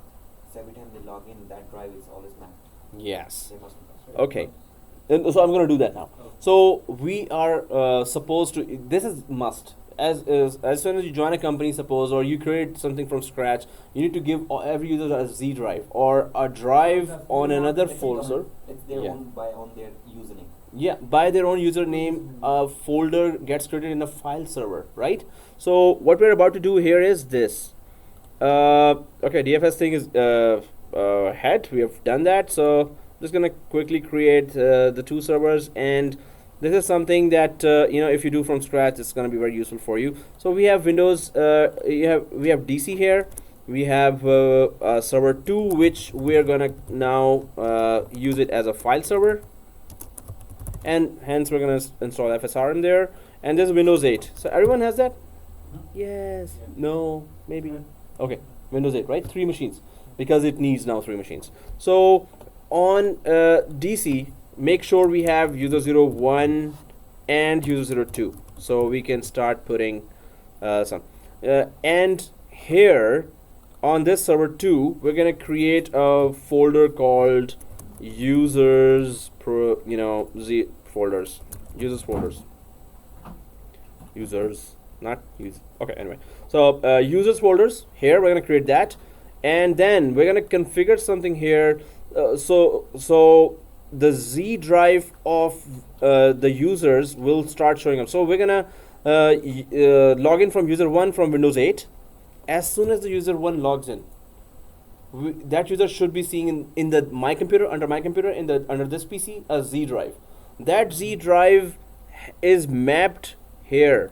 So as soon as the user logs in, the Z drive, when the user saves anything inside the Z drive, the user is actually saving here in the users folder on server 2. When the user logs off and logs in the second day, other day on a second computer, the user logs in again, that Z drive will still show up, and whatever the user saved yesterday will just be there, right?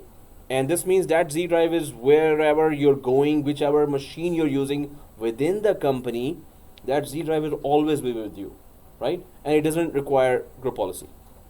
This functionality doesn't require group policy, right? So what we're about to do here, so It first, doesn't show up. sorry? It doesn't show up. If Z drive does not show up, this means that there's some connectivity issue. The Active Directory is not being communicated properly. Maybe there's a network loophole there. Restart that machine, check the network traffic. There's a huge traffic that the Z drive is even not loading there, showing up there. So let's do that. Let's try to, okay, before that, we need to check, do we already have a Z drive here? On Windows 8, do we have a Z drive? Yeah. Okay, so Windows 8 what drive?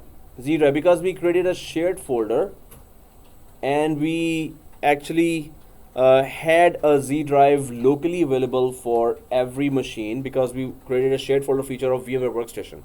That has nothing to do with Active Directory, which we're about to do now, right? So we're gonna call it Y drive then, right? Y drive is a drive for every user. When the user logs in and saves anything there, it actually gets saved on the users folder on server 2, right? So now the steps would be this. I hope I follow the steps after writing it. So create, or make sure if you already have it, then create 2 users. If you already have it, you don't have to do that, right? Right. Create 2 users, user 01, user 02, and then next step, create. So this is Active Directory on server 2. Server 2, create a folder called users folder. Server on server 2. Server 2 we are considering now as a file server. So the folder name is users folder. Yeah. Because you cannot create users. It's already existing. Yeah, it's yeah. Users is already there. Exactly. Cool. So users folder, and then give proper path on Active Directory to those 2 users. Then the final step would be to log in to Win8 with those users. Now you should be when you log in, you should be seeing that Y folder. We're gonna name it Y drive because I think some of us have Z drive already. Yeah. So and when we save anything in the Y drive in this Win8, it should be actually saving here in server 2, and that's the purpose. The user's file should be saved.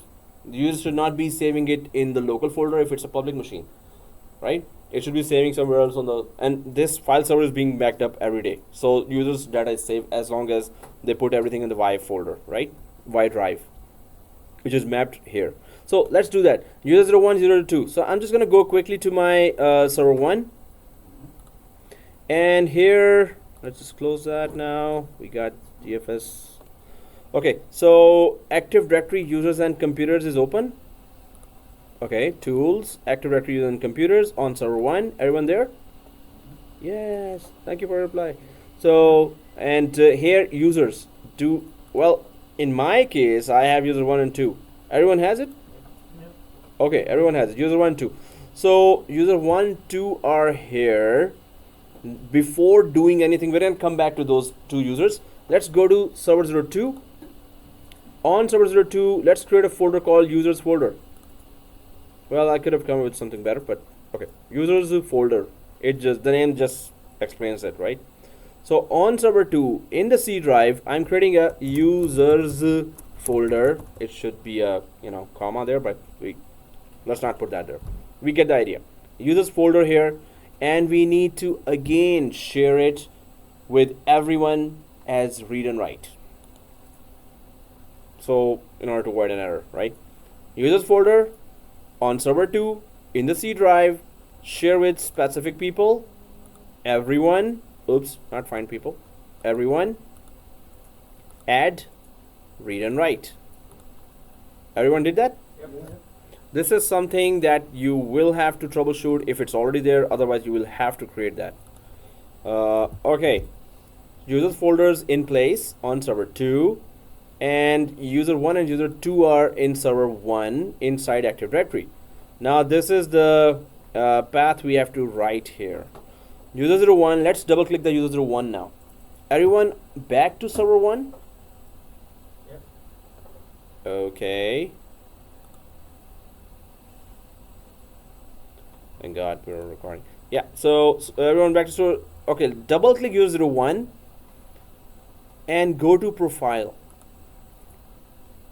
If you're on the profile, go way down to connect. You can see Z drive there already. Let's drop down and make it Y drive. Why? Okay, so Y drive, and we're telling this user 01, you will have a Y drive as a suitcase with you, provided by the company. It's like a suitcase. Just save all your files there, and it's going to be automatically saved to server 2. And in server 2, there's a protected folder by your name. It's going to be automatically created once we first log in and log off, right? It's going to be automatically created if we give this path. Now this path is important. \\. Which server has the users folder? Server 02. Now, what is the name of the shared folder? Should be users folder. It should be the exact same name, right? We should have checked it, but okay, we're gonna know it anyway. Users folder \. Now there's a variable here, %username %. Okay, exactly. Or just put the username itself. But if you are putting this path to 100 users or 1000 users, then you can just put the variable. But let's just put that %username username %. Okay, let's put Percent then $. Because Yeah. you want it to be hidden, right? we want it to be not necessarily hidden. Why hidden? Why would you not want it hidden? From who? What we have in our In- company is we yeah. have a $sign there just to hide the drive from other users. So, But they still won't able to see that, no? do you understand what I'm saying? No, they even if they want, they are able to see that. So, which they will not be able to see that. But if they are, they cannot double click and go inside. It's access denied automatically.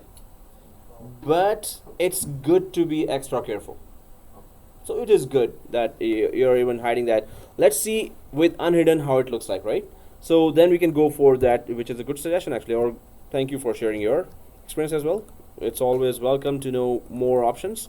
So user R and N become M, and there's an actual M as well. So it's like meme, memes up. Or okay, so it's like okay, profile. If you put that correct, if your shared folder name spelling is correct, which is very very important. You know what? I'm gonna select from here to here, and just double check: is this the path that I'm is it accessible? So select from here to here, copy, everyone, select from here to here, from the folder here, copy, and go to run and paste that path, or just type it, server // server2 / users folder. It should open. Press OK. Yep, there it is. Right? Good. It should be on the server too, right? It is. Yeah, it should be on server 2. Exactly. So / server 2. It works fine. We're good. Let's just click apply. As soon as we click apply, person username changes to the actual name username. Right? As soon as we click apply, person username changes to actual username. Apply. There you go. Right? This profile path is just for if you want to save the whole thing. User logs into with a certain folders, right? Favorites, downloads, documents, everything. You want to save that as well. Then you can give a path here and shared folder here and person username here. It's gonna, when the user logs off, whatever you change, the desktop, the wallpaper, or anything, that all gets saved. But that's a lot of data. So people don't do that. Some do, some don't. If you have huge amount of users, don't do that. Or if you have good network and it's organized. Okay, so anyway, if everyone put that, press OK. Let's put it to test. Okay, again, so user 2, let's put that there as well. Double click user 2. Now we know the drill, right? User 2, go to profile, connect Y drive, and percent and / server 02 / users folder / just type user 02. As long as the name is exactly the same, there must not be any spell mistake, otherwise it's not going to work, right? Oh, here Yeah. looks like this. Yeah, you can do that too. Okay. Yeah, just put directly in the name. It's gonna change it, person username person 2. But everyone has it correctly. Raj, done? Not yet. Dinesh, done? What happened? What's the problem? So your user 1 or 2? 01. There one, double click. So go profile, Yeah. I did done. connect Y, Yeah. and server 02. Did you type this? Yeah, //001 user folder. User 1 or 2? I'm in the 001. You created the folder in 1. Yeah, it doesn't work. Good. I don't know. User folder. Did you share it? Yeah, it's here. Folder Yeah. / Yeah. / here. User folder. Yeah. Did you name it like exactly like this? Users folder. user. Did you name it exactly like that when you created the folder in C drive in server 1? Yeah. Okay. So what's not working? When you go to run, it doesn't work. It said you need a diagnostic. Oh, dynamic? Okay. Diagnostic. Diagnostic? Yeah. Okay. So this means we can watch. Yes, Yeah. Hey, the video is there, right? So let's just go with the FSRM as well. Everyone. Alright. So if try to create that user folder again, right? Users folder again in C drive and share it, and then come back here and try that. Otherwise, follow the video, right? Because now we have just 20 minutes left, or 25. Press OK. Okay, it's done for user 1 and 2. I'm gonna go to Windows 8, which is shut down for some reason, and it's happened. oh, even if it is activated, Activate again. yeah, if you just give internet, it just gets activated with 90 days. No, it's activated. It's activated. Okay. So when we first log in, okay, on server 2, where we created users folder, double click that. Do you see that? We never created an extra folder under users folder on server 2, but now we see the 2 folders created as soon as we gave the path there, right? But there's nothing inside saved right now. How do we know that? Okay, I'm gonna go to user 1, double click, nothing inside, right? So the folders are created here, users folder, user 1, user 2, as soon as we defined it in the Active Directory, right? Okay, so Let's just log into Windows 8, user, other user, and we go for user 1, and we go for the password. Okay, go. Now, oh seriously, don't do that. I hate Windows 8. How can we avoid this? Oh, yeah. Ah, we're setting things up for you. Seriously, there should be something to avoid that. Like media center, something runs there. Like, oh, it's the first time. Let me waste your 1 hour now. Okay, anyway. So while it is logging in, the main purpose is just to see that, oh, Y drive is there or not. So we're not going to wait for that. Whenever it comes, it's going to be there, right? Now FSRM. This is the file server now with some user data here, right? So where is FSRM that we can install and handle? Again, let's on server 2. Let's go to dashboard. Right, on server 2. Raj, everything there? Cool. Finish. So, okay. Dashboard. Okay, dashboard. Add roles and features. Yep. Server 1? On server 2. Server 2, we are installing FSRM. That's gonna give us a lot of control on the users' data, the shared folder that we create, and the users really abuse that. So we're gonna implement quota limit there, right, for each folder. And how do we do that? We create the users folder. We have user 1, user 2 folder there already. Suppose they are abusers. So we're gonna add role and features, right? yeah. So I'm on add roles and features till now. I haven't added anything. Let's go next to the roles. Here, roles page, Yeah. right? Where's FSRM? So it's on server 2. Oh, it's on server 2. Server 2 is our file server for now, right? Everyone server 2, Yep. right? Okay, and FSRM is under the file and storage, and file and iSCSI. Then this is it, file server resource manager, right? Everyone sees that? Expand this, and file server resource manager. When we click that, whatever pops up, just add features. And let us go ahead. Next, restart. Yes, install. Okay. So there are very cool features here. Quota limit. We're gonna test that. We're gonna put a limit of 2 KB. The users cannot save data more than 2 kilobyte. Then we're gonna try to just checking if the limits is like, and then we're gonna try to put 1 megabyte file on that, and it should say deny. Okay, because we need to see what kind of size of file we have. So close this. It is installed. Yes. Thank you for the reply. Okay, close. Minimize that and go for, if it is installed, go for tools, go for FSRM, which is in F. This is it, file server resource manager. Every 2 there. Okay, that was fast. Finish is there. I need to restart and do it. Oh. Installation. Huh? It's just Failure installation. failure. Failure installation. Just to restart. Oh. So, but not failure.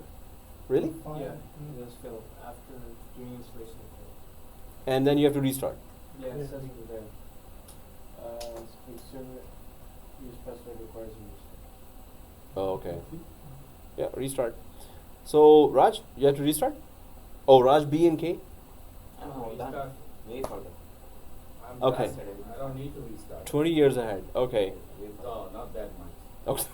20 minutes. 20 minutes. 20 Okay. seconds. Seconds ahead. So, where's Murthy?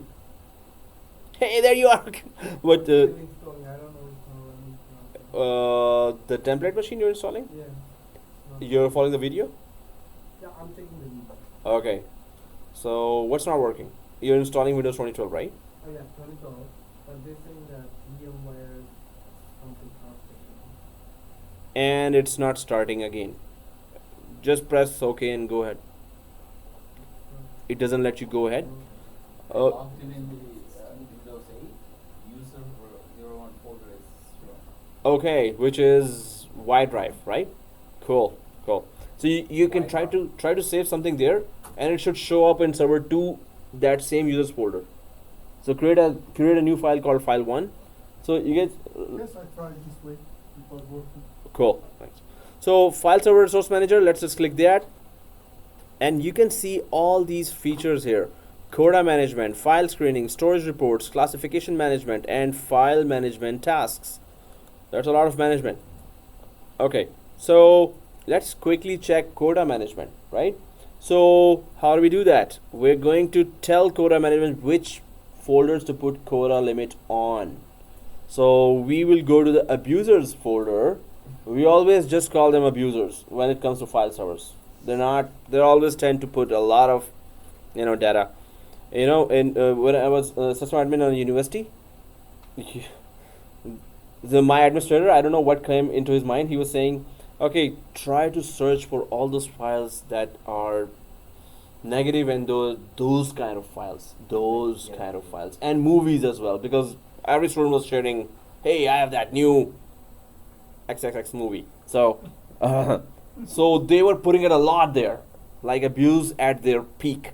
So I was given the task, okay, how many movies are there for per user? I was like, you really want me to do that? Are you sure you didn't delete them all? I copied it to my external drive, of course. Seriously. Resume. So of course I'm joking always. So I never recorded those. I never copied those to the external drive video. Okay. Anyway, but of course I did what anyone would do. So delete. Yeah. Yeah. So okay. Yeah, so the abusers folder, we need to give a Coda drive. Seriously, that's where we started. Okay. So yes. So here Codas. So let's just go for create Coda, right? So when we go to create Coda, so Coda path, which folder, where you want to implement this. So click browse here, and we know which folder. Users folder. Yeah. So we're like, okay, so users folder. Okay, click, and maybe there are like hundreds of those folders, and users are like putting files every minute and really abusing that. So press OK, and we can just be generous on them, or we can just initiate a real. They're gonna sue us, right? If we just put. But anyway, create a Coda path here. So we gave the path. Okay, this folder has to be Coda. We have to put Coda limit, and then we can go for define custom Coda properties here, right? So although we have derived properties here, so we can just put there 200 MB. Wow, MB, are you kidding me? So that's too less. Maybe it was, when it was created, it was understandable. Custom properties, let's just go there, and here we have the MB, KB, GB, TB. Okay, that's more like it. So we need to have a file just to check if it works or not. So let's just go for MB or KB just to check. So we're giving the Coda limit of, that's brutal, 5 KB. 5 KB. Yeah, that's good. 100 KB is also still tiny, but 5. Let's go really hard. So then there's a hard Coda and soft Coda. What's that mean? Just for one thing. So soft Coda is for our bosses, those who write our checks, and they should be soft Coda. Soft Coda just sends annoying warnings. Hey, you just read the Coda limit, and even the bosses, they just complain us, hey, why this warning is always coming? Just remove that. And we're like, come on, first of all, you're abusing it. Now you don't want even to see the warning, and we remove the warning right away. Okay. Like, we cannot say that, right? It's check writer. Anyway, so hard Coda here, that's gonna really implement that. So you can't do anything after that. So threshold limits notification, you want to have notification, you can click add here, and 85% is gonna just start giving you notifications in your email. And you can also send warning to event log, command, report, and you can generate emails, right? Email from here. Anyway, if you click add here for thresholds, and we don't want to disable Coda, press OK. 5 KB is the limit for that folder. Remember, right? This folder. Okay, create. And oh, okay. FSRM, you there? The FSRM in tools. 911. Me? Oh God, man! Seriously, Roger the 911 He said 611. Wow. or 311. Hey, do you need to go for swimming or entertainment, sir? Thank you. No, you're 911. You're the critical infrastructure guy thingy. Okay. Income rate. Oh, it's already red. So, okay, where are you, Matthew? You're there, or Next one. okay, you're there. Files to the users, yeah. There you go. Next. Next. Oh, we're installing. Okay, so we have last 10 minutes. So it's installing. Yes, not installing hang on. Oh, it's installing. No, no, it's not installing. It's not installing. Is there an error? No, just restart doing it. after restart. Nothing happened. Okay, you can install again, and it still restarts again. Immediately. Okay, in the middle. So- failure installation, feature installation, same problem. Ouch. Same here. Third one. What? Everything worked. You know, are your machines RODC'd? Yeah. It still has RODC? Yeah.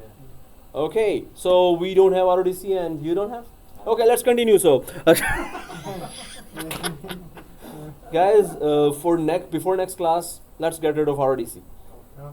So, and the only way to get rid of RODC, if you had taken a snapshot already, if that's not the case, let's start creating a clone right now. No, you can demote it. I did it. Hey, cool, implemented that You already. remove it from the forest and then rebuild it. It works. Okay, so how do we demote that? Add rows and features and remove active directory. Yeah. And you also have to remove from the forest. Bingo. Hey, we're talking experts here. Now we're talking layer 3. Oh, tier 3. Oh, not layer not layer it's not the OSI model. But let's just finish this lab for last 10 minutes, the video. Users folder, we're putting that, not kidding, we're putting that 5 KB of limit on users folder. Click create. It says save custom property as a template. Nah, we can just go for this option, save the custom quota without creating a template. Template just means that, oh, you want to save that setting and put it to someone else as well. So yeah, press OK. Now we have huge quota limits. It's totally brutal. So if we go to Windows 8 here, where we were supposed to log in from user 1 until that torturous hi, let me just Already got red. configure that. So yes, it should just show that space. Hey, you just have that much space, buddy.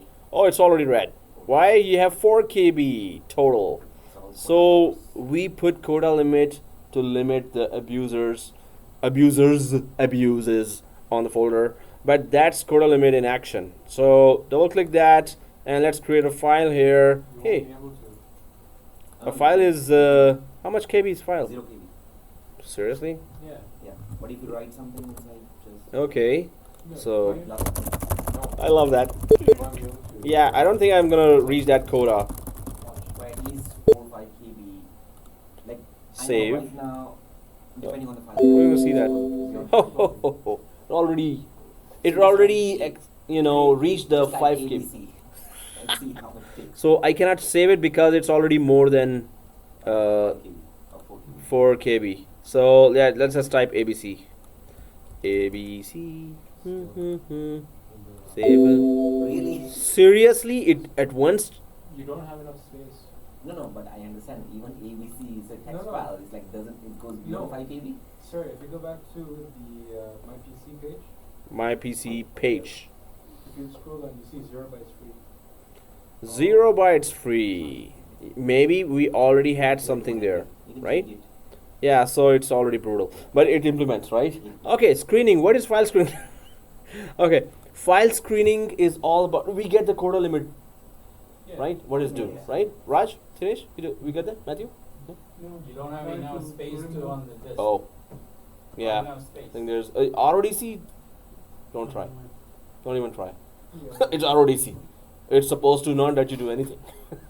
You don't need a main controller. Oh, okay. It's RODC, I right? can't Oh, I even think put I a, do not just have, a single G. Oh, The snapshot before that. oh, new clone.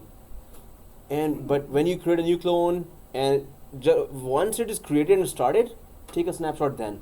Yeah. Now you have to create a new clone, otherwise you have to just go back to that snapshot. If there was a snapshot taken, I always take that. I always recommend that. Please take that snapshot at the right moment, right? So here, Next session I have to come and make new. yeah, clone. So you can come early. Try to come early. So create clone and yeah. So because we're gonna do VPN and nap at that time. We're gonna nap after 10 o'clock anyway. So, but that not that nap. That's network access protection. That's Microsoft's nap. Nap, right? Okay. So file screening. These are very small features, but they are very useful. You just need to understand that, right? They are there, and what do they do, right? Quota limits just implements that quota. Screening is all about. Okay, let's just right click file screens here. Create file screen. And if I show you file screen path, browse. I mean, first of all, it says, where do I implement file screening? Then we're going to talk about what is file screening, right? We're going to show you now. Create it when you click Okay, it. here. Yeah. So file screens, Oh, okay. Sorry. right click, no problemo. Yeah. Create file Yeah, screen. It's right, all, thanks. yeah. So browse and put it to documents. Hey, let's punish documents, right? Press OK. Now it says this, block audio and video files. There you go. It screens that. It won't let you download mp4 .wmv mp3 or whatever you keep adding, right? But let's go for custom list here. Hey, what else can you block here? Now we go down to a lot. So audio and video files, if we select this and edit, now these are the extensions. .avi dot I don't say mp3. Oh, mp1 2 3 4 5. Wow, mpeg, everything is blocked if we put it to block, right? It doesn't have the, okay, anyway, I would have really edited that list. So all the audio video files, right? It's not only that, backup files, edit. .bak is Microsoft extension of backup files. Compressed files, zip, ace, gzip, 7-zip is there. I would add that. .zip, rar, if I want to. Email files, executable, image files, ISO files, right? Real abuser files, right? These are like 4 GB files. Already you have quota, so it's already covered up. Anyway, if I put in document audio file, and let's put a easy experiment. Let's put it a text file. Oh, yeah. Text file, and then edit. .txt is going to block. .txt. So press OK, and press OK again, You need to change the path. and Oh, it's okay. documents, right? That's fine. Yeah. So documents is there, and we are not supposed to copy or paste there a text file. Create. And no, I don't want to create a template for that. Press OK. Okay, let's check it out. So on this local server, if I go to documents, this one, and can I create a text file here? Let's refresh first. And that's the document one, right? Yep. Text file is this. Continue. Try. You need permission. Try again and forever. That's it. You have no permission, buddy. So, or if I go for any other file, bitmap. Yes, I can do that. Text file is blocked. So keep doing it forever. It's not gonna let you do that. So continue even if you're administrator. Wow, that's it. So file screening is this. Storage reports. We're gonna continue from that. It's just 1-2 minute lab, but we're gonna continue. Or we could just finish that. Storage reports just give you a schedule report of, okay, it really is a very good report, like how many abusers were there after you have put soft quota there. It's just giving warning. So it's gonna tell you 5 GB by this user, 10 GB by this user, grab him, right? So it's just that, right? Just to report them. It's a reporting, right? So cancel, and then we go for classification, which is I need to explain, and we need to do that lab. This is very important as well. This is a basis of a very big lab in 412, very complicated lab. It's coming in 412. We need to do it properly here. So classification is all about you tag the files. Tuck, it's a classified file. Tuck, it's a management file. It's for security department. In the properties of the file and folder, we put classification. Oh, if that file has security number, MasterCard number, credit card number, if the format is this, put it as confidential automatically.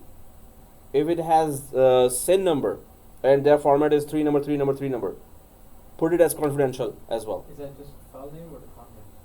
Content, exactly, not the file name. It will go through the content, and it's no. That's screening is just you screen MP4, MP5 files. Classification I want to show you. It's that important. And why it is important? First, you classify, tuck, tuck, tuck, tuck, stamp on every file. This is this, this is this, this is. Whichever file you put as confidential, then the next in 412 we can do something like, if it is confidential, either delete it or put it or remove everyone group from that, and automatically copy paste, cut paste it to a secure folder, this one which nobody has access to. We can put an action to classification. So you classify first, stamp. If it's this, classify this, stamp is this, classify. If you find this word, classify it like this. Does it work for PDFs as well? This is for, yes, it should work. It's not Microsoft specific feature. It's just it searches a file, searches the content of the file, and classifies it. PDF is read only, right? It has to be writable. So I'm gonna put a PDF. That's even better choice. So it's very important for the basis of a next lab coming in Windows, next course actually. So we're gonna do it in detail. Okay, and file management as well. So just stopping here. And so what we did today was very important in terms of